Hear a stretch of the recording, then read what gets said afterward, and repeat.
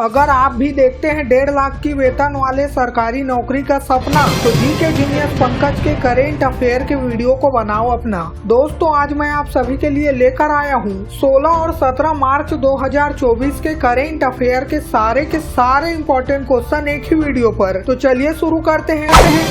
आज का पहला सवाल आप सभी के स्क्रीन पर है। भारतीय तट रक्षक बल ने किस देश के साथ सी डिफेंडर्स 2024 का आयोजन किया? ऑप्शन है फ्रांस, जर्मनी, रसिया या फिर अमेरिका। अगर आपको इस सवाल का सही जवाब पता हो तो हमारे कमेंट बॉक्स में इसका उत्तर जरूर बताइएगा, और अगर ना भी पता हो तो तुक्का लगाइएगा।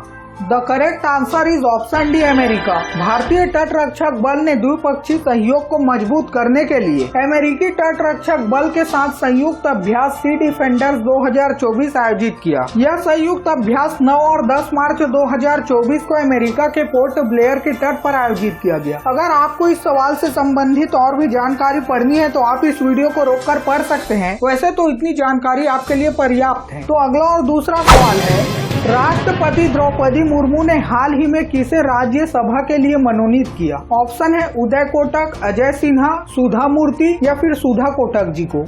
उत्तर है ऑप्शन सी, सुधा मूर्ति। राष्ट्रपति द्रौपदी मुर्मू ने लेखिका सुधा मूर्ति को राज्यसभा के लिए मनोनीत किया है। 73 वर्षीय सुधा मूर्ति को 2006 में पद्मश्री और 2023 में पद्म विभूषण से सम्मानित किया गया था। इसी साल के जनवरी महीने में राष्ट्रपति ने सतनाम सिंह सिंधु को भी राज्यसभा सदस्य के रूप में नामित किया था। राष्ट्रपति उच्च सदन के लिए 12 सदस्यों को मनोनीत कर सकते हैं। तो अगला और तीसरा सवाल है, सुनील गावस्कर के बाद एक टेस्ट सीरीज में 700 से अधिक रन बनाने वाले दूसरे खिलाड़ी कौन बने हैं? ऑप्शन है सरफराज खान, रोहित शर्मा, शुभमन गिल या फिर यशस्वी जायसवाल। उत्तर है ऑप्शन डी, यशस्वी जायसवाल, जो सुनील गावस्कर के बाद एक ही सीरीज में 700 से अधिक रन बनाने वाले दूसरे भारतीय बल्लेबाज बन गए हैं। इंग्लैंड के खिलाफ सीरीज में यशस्वी जायसवाल ने छक्के मारने की अपनी कला का प्रदर्शन किया और केवल 9 पारियों में कुल 26 छक्के लगाए। इस उपलब्धि ने उन्हें सचिन तेंदुलकर और रोहित शर्मा को पीछे छोड़ते हुए किसी एक टीम के खिलाफ सबसे अधिक टेस्ट छक्का लगाने वाला भारतीय बल्लेबाज बना दिया। 22 वर्ष की आयु में यशस्वी जायसवाल 1000 टेस्ट रन बनाने वाले सबसे कम आयु के भारतीय बल्लेबाजों की विशिष्ट सूची में भी शामिल हो गए।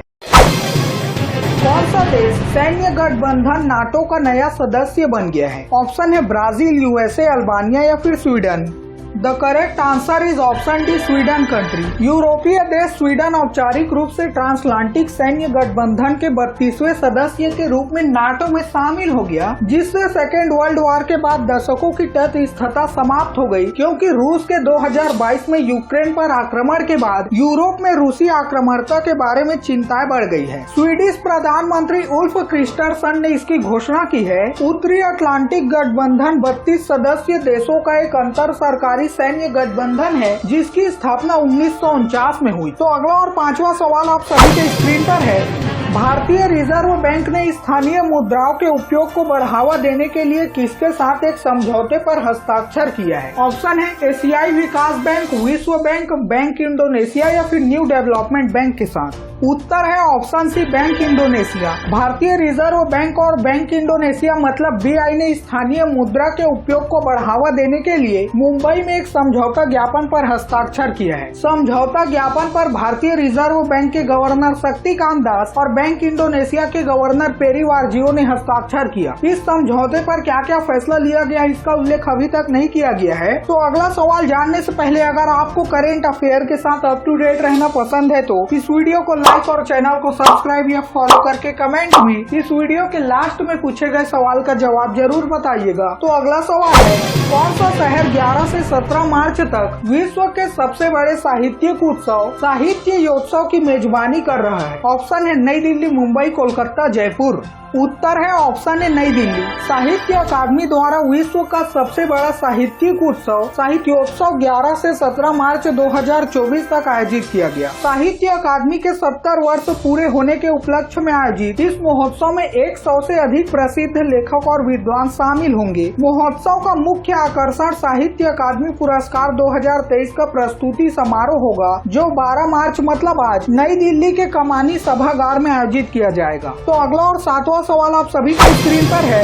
हर वर्ष अंतर्राष्ट्रीय महिला दिवस मतलब इंटरनेशनल वुमेन्स डे कब मनाया जाता है? ऑप्शन है 7, 8, 9 या फिर 10 मार्च को।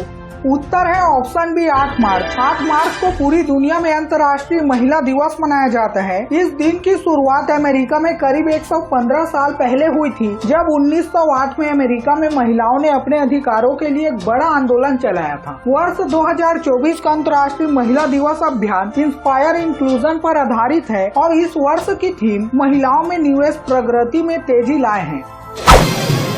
भारत की 3 सेनाओं का संयुक्त अभ्यास भारत शक्ति कहाँ आयोजित किया जाएगा? ऑप्शन है श्रीनगर, उधमपुर, जैसलमेर या फिर अल्मोड़ा में। उत्तर है ऑप्शन सी जैसलमेर। भारत की थल नौसेना और वायु सेना का संयुक्त अभ्यास भारत शक्ति राजस्थान के जैसलमेर में स्थित एशिया की सबसे बड़ी फील्ड फायरिंग रेंज में आयोजित किया जाएगा। 12 मार्च को होने वाले भारत शक्ति अभ्यास में chief of defence staff general Anil Chauhan समेत तीनों सेनाओं के शीर्ष अधिकारी हिस्से लेंगे। अगर आपको भी इस अभ्यास में जाने की इच्छा हो तो आप जा सकते हैं, बस उसके लिए आपको पढ़ के मेहनत करना पड़ेगा।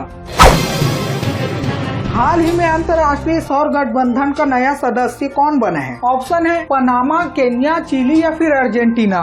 उत्तर है ऑप्शन है पमाना कंट्री। मध्य अमेरिकी देश पमाना आधिकारिक तौर पर अंतर्राष्ट्रीय सौर गठबंधन मतलब इंटरनेशनल सोलर अलायंस में शामिल हो गया है। पमाना ISA का 97वां सदस्य देश बन गया है और अगर बात की जाए इंटरनेशनल सोलर अलायंस की तो ISA की स्थापना भारत और फ्रांस के संयुक्त प्रयासों के रूप में की गई थी। वर्तमान में 116 देशों ने ISA फ्रेमवर्क समझौते पर हस्ताक्षर किया है। तो दोस्तों चलिए बढ़ते हैं अगले सवाल की तरफ। मात्र 16 वर्ष की आयु में महिला प्रीमियर लीग मतलब WPL में भाग लेने वाली सबसे कम उम्र की खिलाड़ी कौन है? ऑप्शन है गोपी महतो, अंजलि वर्मा, आरती शर्मा या फिर शबनम शकील जी।